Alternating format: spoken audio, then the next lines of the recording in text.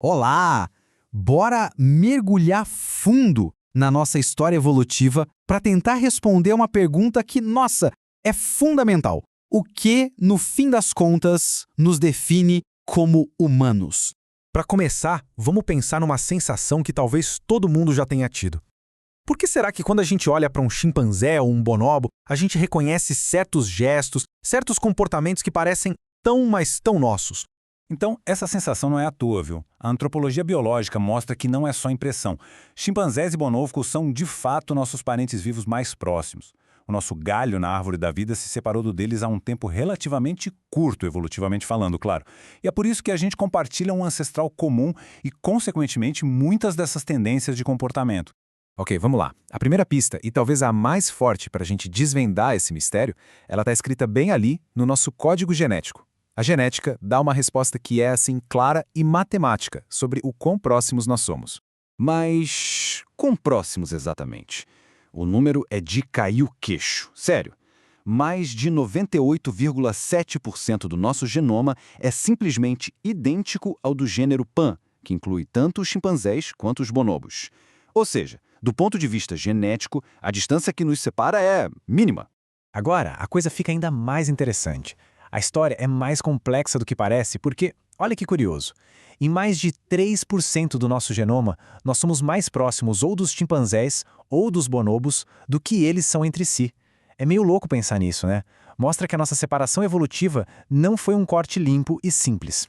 E toda essa complexidade genética acaba se refletindo, claro, no comportamento. Partindo do mesmo ancestral, a gente vê dois caminhos bem diferentes. De um lado, temos os chimpanzés, com uma sociedade marcada muitas vezes pela agressão masculina, pela competição por dominância. Do outro, os bonobos, que são conhecidos por serem mais pacíficos, liderados por fêmeas e por usarem o comportamento social e até sexual para resolver conflitos. E nós? Onde a gente entra nisso? Bom, a conclusão é que nós não somos nenhum nem outro. Nós somos um mosaico. Aquele nosso ancestral em comum provavelmente tinha características que hoje a gente vê em todos nós.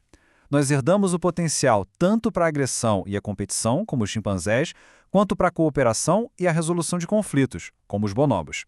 Nós somos essa síntese única.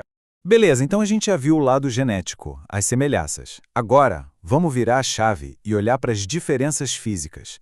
O que aconteceu na nossa anatomia que nos colocou num caminho tão diferente na evolução? Antes de falar do que é único, é importante a gente lembrar da nossa base, da nossa herança primata.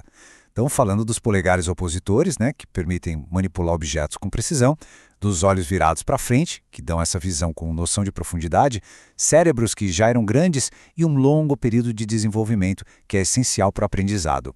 Essa foi, digamos, a nossa caixa de ferramentas inicial. E foi a partir dessa base que a nossa linhagem desenvolveu características exclusivas, que os cientistas chamam de autapomorfias. E a nossa autapomorfia mais famosa, sem dúvida, é a nossa capacidade de andar sobre duas pernas. Pensa bem, nós somos os únicos primatas exclusivamente bípedes. E essa adaptação, ela mudou completamente o jogo para a nossa linhagem. E a própria forma como a gente entende a nossa origem também evoluiu muito. Até os anos 60, a ideia era de uma linha reta de evolução, sabe? Mas as evidências moleculares mostraram uma história bem mais interessante. Uma árvore cheia de galhos. Isso é super importante, porque significa que a origem dos hominídeos, o grupo que inclui todos os nossos ancestrais bípedes, não é a mesma coisa que a origem da humanidade. Existiram muitas outras espécies de hominídeos que não são nossos ancestrais diretos. E foi justamente em um desses galhos da nossa árvore evolutiva que aconteceu o segundo grande salto. Junto com o bipedalismo veio a encefalização. Nosso cérebro não só cresceu drasticamente em tamanho, mas também em complexidade, se tornando o cérebro mais desenvolvido entre todos os primatas. A biologia conta uma parte fascinante da história, sem dúvida. Mas quando a gente pergunta para as pessoas o que realmente as torna humanas, as respostas vão muito, muito além da anatomia e do DNA.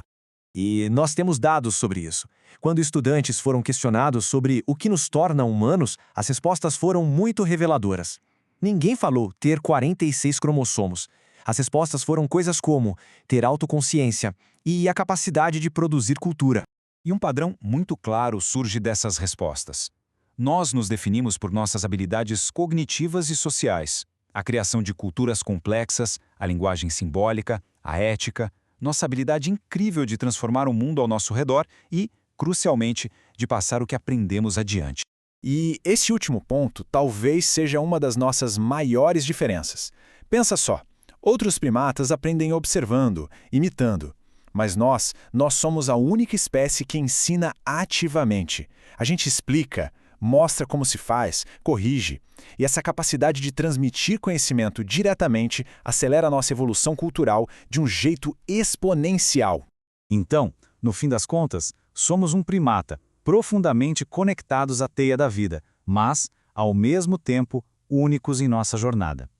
A análise por aqui termina, mas a reflexão, essa continua.